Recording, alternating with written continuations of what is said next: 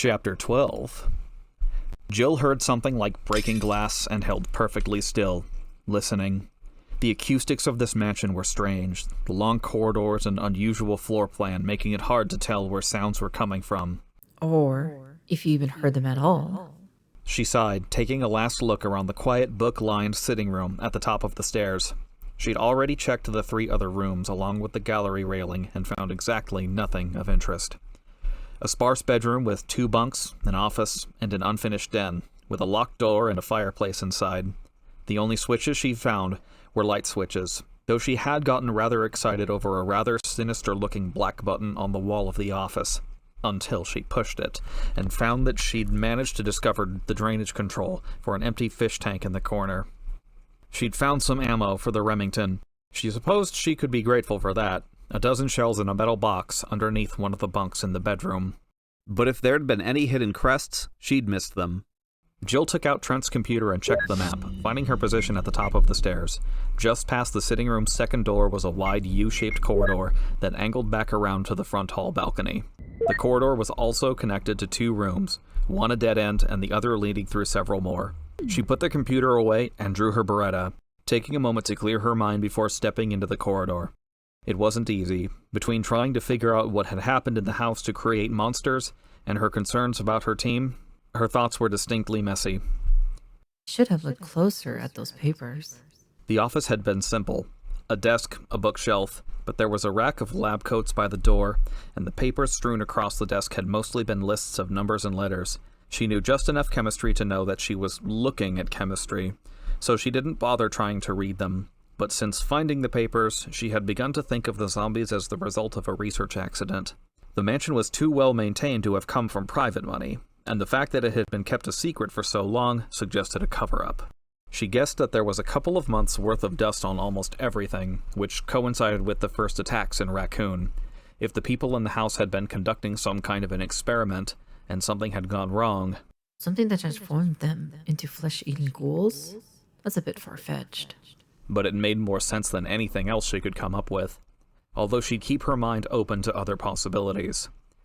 As to her concerns about the team, Barry was acting weird, and Chris and Wesker were still missing. Jill put her musings on hold and stepped out into the hall. She noticed the smell before she actually saw the zombie further down the corridor, crumpled to the floor. The small wall sconces cast an uneven glow over the body, reflecting off dark red trim and tinting everything in the corridor a smoky crimson. She trained her weapon on the still body and heard a door closing somewhere nearby. Barry? He'd said he was going to be in the mansion's other wing, But maybe he'd found something and come looking for her. or maybe she was finally going to meet up with someone else from the team. Smiling at the thought, she hurried down the gloomy hall, eager to see a familiar face. As she neared the corner, a fresh wave of decay washed over her, and the fallen creature at her feet grabbed at her boot, clutching her ankle with surprising strength.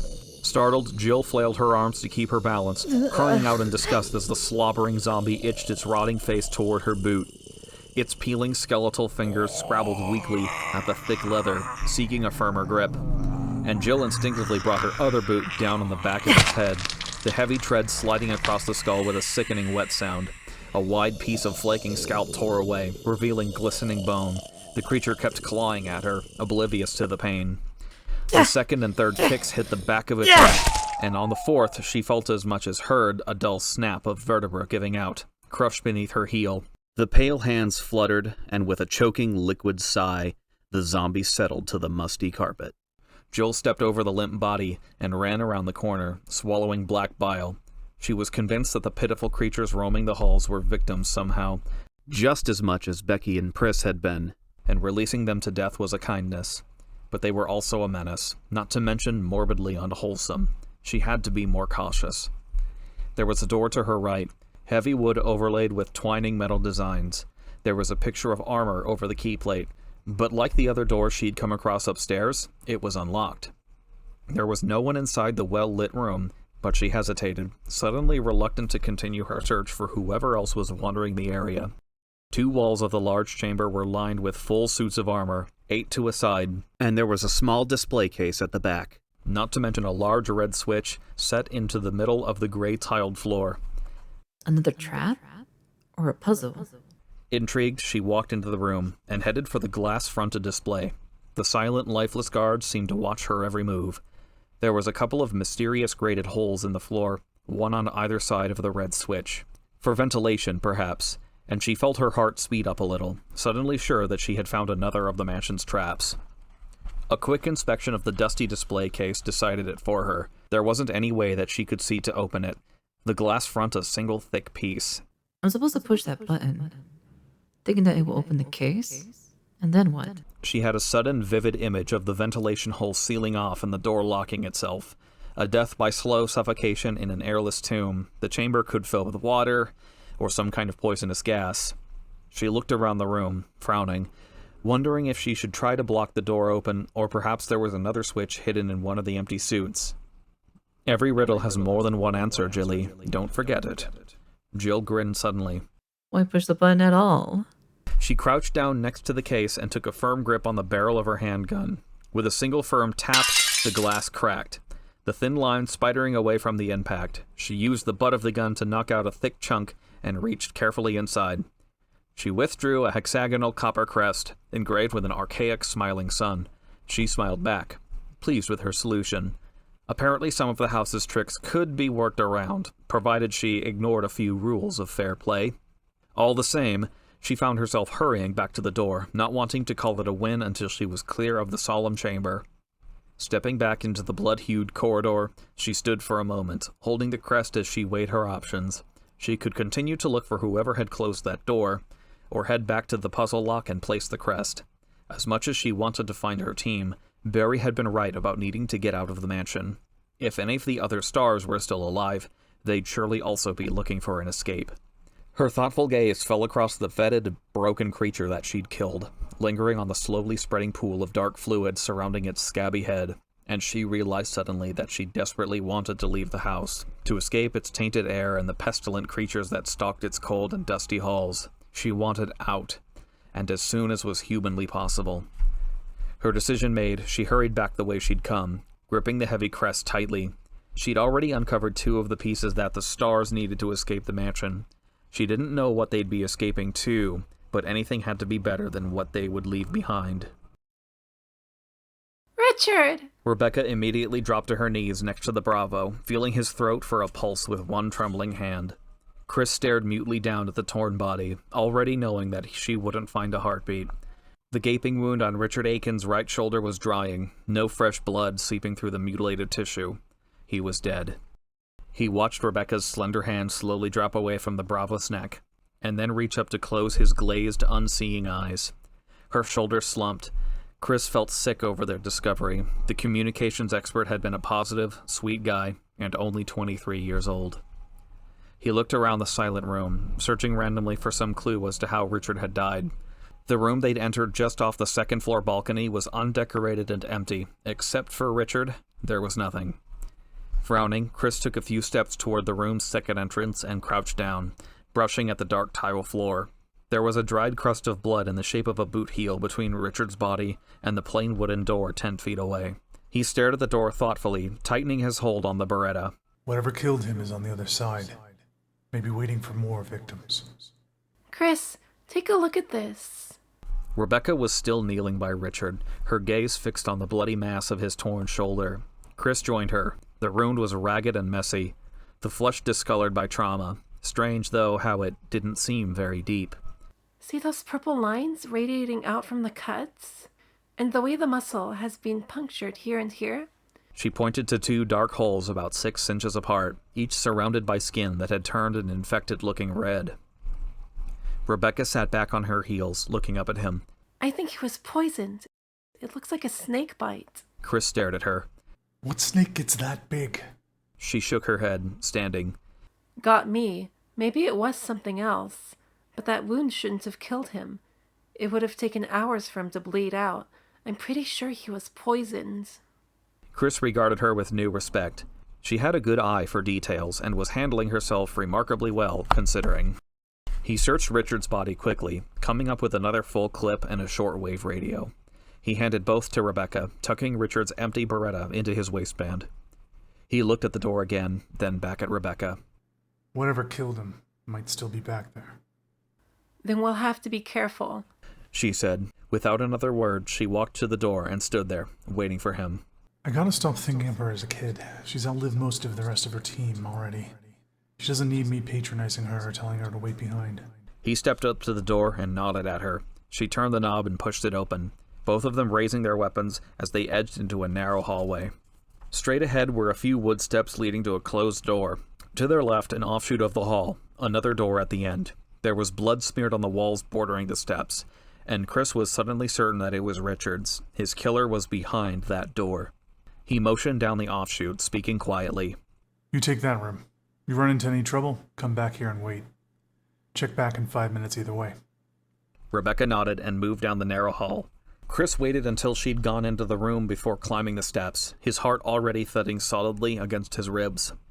The door was locked, but Chris saw that there was a tiny shield etched next to the keyhole.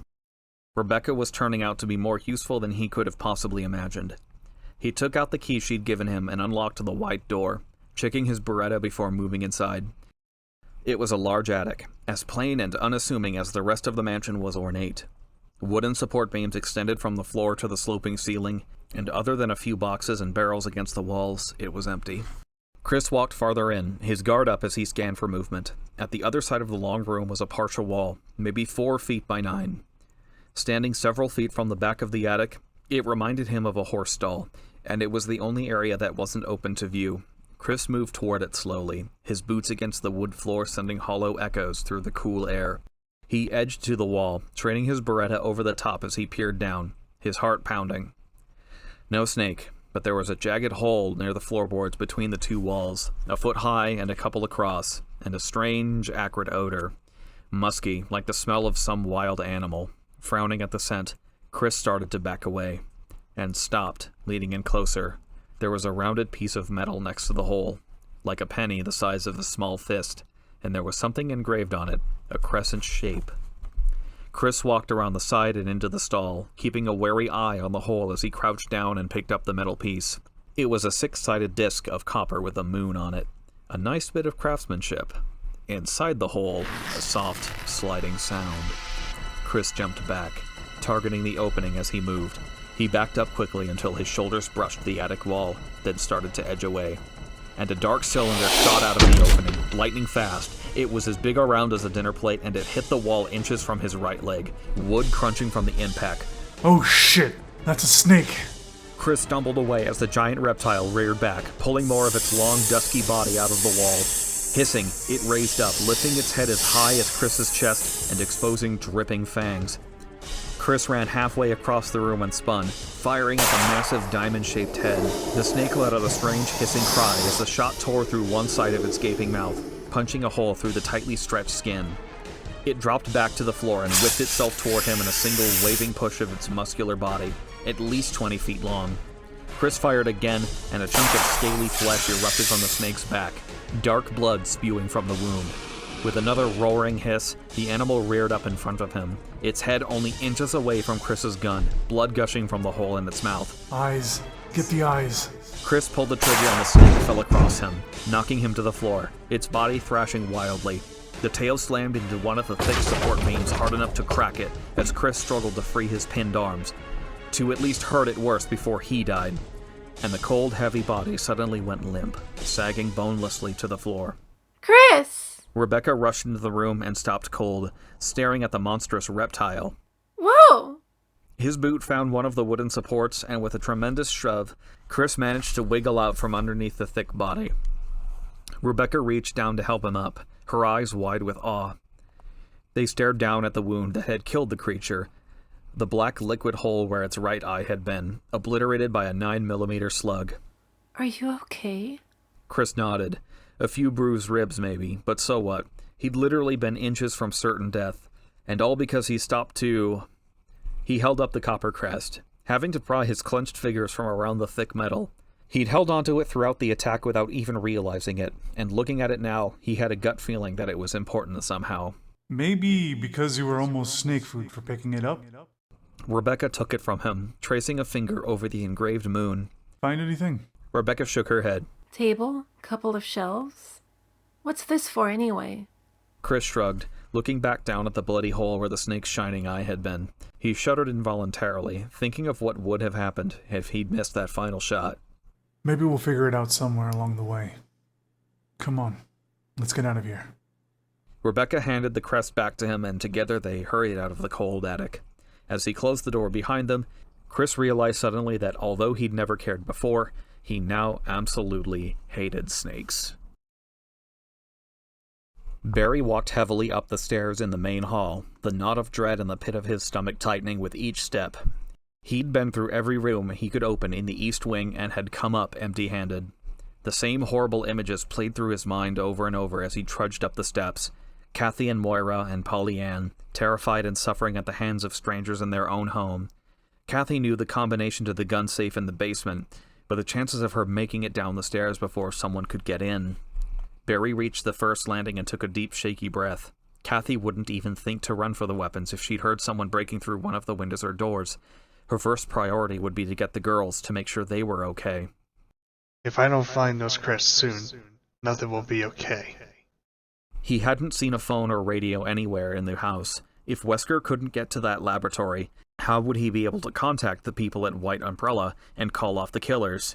Barry reached the door on the upper landing that led to the West Wing. His only hope was that either Jill or Wesker had managed to find the 3 missing pieces. He didn't know where Wesker was, although he had no doubts that the rat bastard would turn up soon enough. But Jill would probably still be searching upstairs. They could split up the room she hadn't checked, and at least rule out the least likely areas. If they couldn't uncover any more of the crests, he'd have to go back through the East Wing and start ripping apart furniture. He opened the door that led into the red hallway, lost in thought, and very nearly ran into Chris Redfield and Rebecca Chambers as they stepped out of the doorway on his right. Chris's face lit up with a broad, beaming grin. Barry! The younger man stepped forward and embraced him roughly, then backed up, still grinning. Christ, it's good to see you.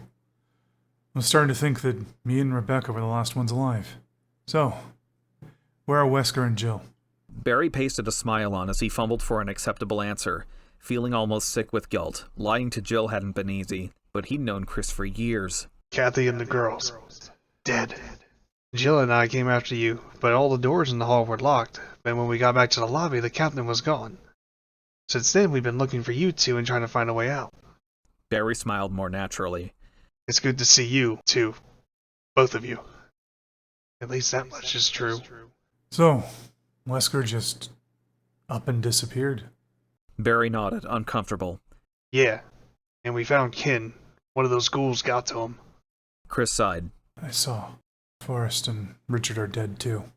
Barry felt a wave of sadness and swallowed thickly, suddenly hating Wesker even more. The people Wesker worked for had done this, and now they wanted to cover it all up, avoiding responsibility for their actions. And like it or not, I'm going to help them do it. Barry took a deep breath and fixed an image of his wife and daughters in his mind's eye. Jill found a back door, and we think it could be the way out. Except it's got a trick lock, like a puzzle. And we have to get all the pieces together to open it.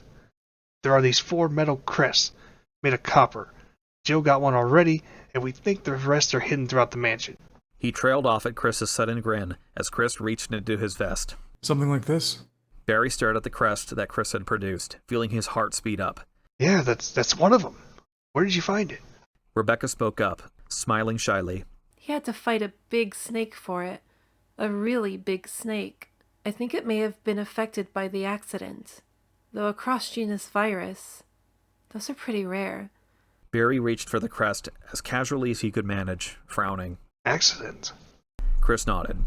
We found some information that suggests there's some kind of secret research facility here on the estate, and that something they're working on got loose. A virus. One that can apparently infect mammals and reptiles. Not just different species, different families. It certainly infected mine. Barry thought bleakly. He let his frown deepen, feigning thoughtfulness as he struggled to come up with an excuse to get away. The captain wouldn't approach him unless he was alone, and he was desperate to get the copper piece into place, to prove that he was still on board, cooperating, and that he'd convinced the rest of the team to help him look. He could feel the seconds ticking away, the metal growing warm beneath his sweating fingers. We need to get the feds in on this. A full investigation, military support, quarantine the area. Chris and Rebecca were both nodding, and again, Barry felt nearly overwhelmed by guilt. God, if only they weren't so trusting. But to do that, we need to find all these crests. Joe might have turned up another one by now. Maybe both of them. I can only pray. Do you know where she is? Barry nodded, thinking fast. I'm pretty sure, but this place is kind of a maze. Why don't you wait in the main hall while I go get her? That way we can organize our search and do a more thorough job. He smiled, hoping it looked more convincing than it felt. Though if we don't turn up soon, keep looking for more of those pieces. The back door is at the end of the west wing corridors, first floor. Chris just stared at him for a moment, and Barry could see the questions forming in his bright gaze. Questions that Barry wouldn't be able to answer. Why split up at all? What about finding the missing captain? How could he be certain that the back door was an escape? Please just do what I say. All right. We'll wait. Chris said reluctantly. But if she's not there, come back and get us. We stand a better chance of making it through this if we all stick together. Barry nodded, and before Chris could say anything more, he turned and jogged away down the dim hall. He'd seen the hesitation in Chris's eyes, heard the uncertainty in his voice, and with his final words, Barry felt himself wanting desperately to warn his friend of Wesker's betrayal. Leaving was the only way to keep himself from saying something that he might regret, something that could get his family killed. As soon as he heard the door back to the balcony close, he picked up speed, taking corners at a full run.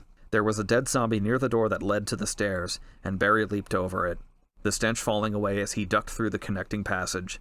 He took the back stairs 3 at a time, as his conscience yammered mercilessly away at him, reminding him of his treachery. You're a liar, Barry. Using your friends the way Wesker is using you. Playing on their trust. You could have told them what's really going on. Let them help you put a stop to it. Barry shook the thoughts away as he reached the door to the covered walk. Slamming the heavy metal aside, he couldn't risk it. Wouldn't. What if Wesker had been nearby, had overheard? The captain had Barry's family to blackmail him with. But once Chris and the others knew the truth, what was to stop Wesker from just killing them? If he helped Wesker destroy the evidence, the stars wouldn't be able to prove anything. The captain could just let them all walk away. Barry reached the diagram next to the back door and stopped, staring. Relief flooded through him, cool and sweet. 3 of the 4 openings were filled. The sun, wind, and star crests were in place. It was over. He can get to the labs now. Call off his people. He doesn't need us anymore. I can go back in, keep the team busy, while he does whatever he needs to do.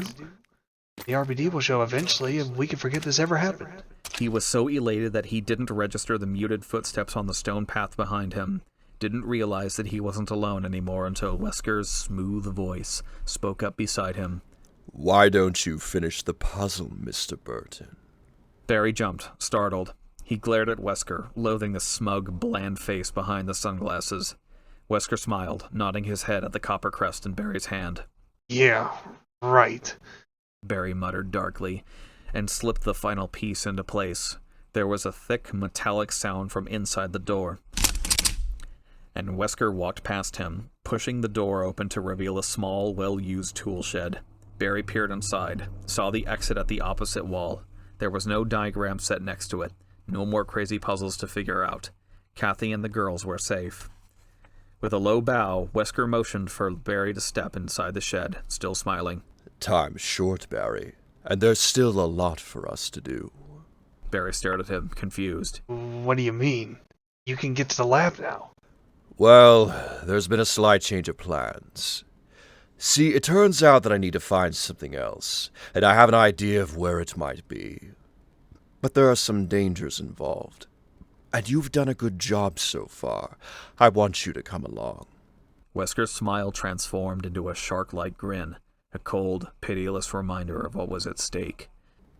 In fact, I'm afraid I'm going to have to insist on it. After a long, terrible moment, Barry nodded helplessly.